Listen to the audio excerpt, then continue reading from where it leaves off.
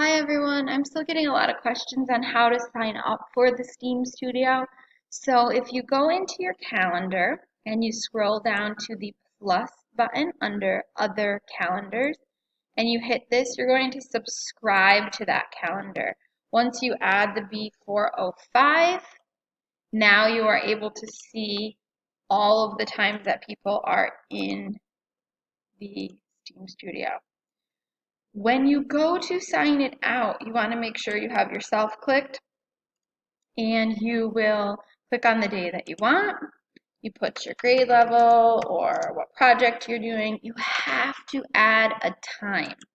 If you do not add a time, the calendar is going to think you want the whole day, and then it won't let you sign up if one time during that whole day. And then it won't let other people sign up if one time during that whole day is taken.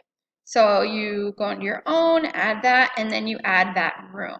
So now we can add the Steam Studio and save. So now I have a time. It takes a second to show up, but it will show up in both. There it goes, my own calendar and the Steam calendar. Okay, so adding the calendar under other calendars and then adding it in, making sure you put the time that you want. And if you click off of yourself, you can see all the times that are in there. Thanks, guys.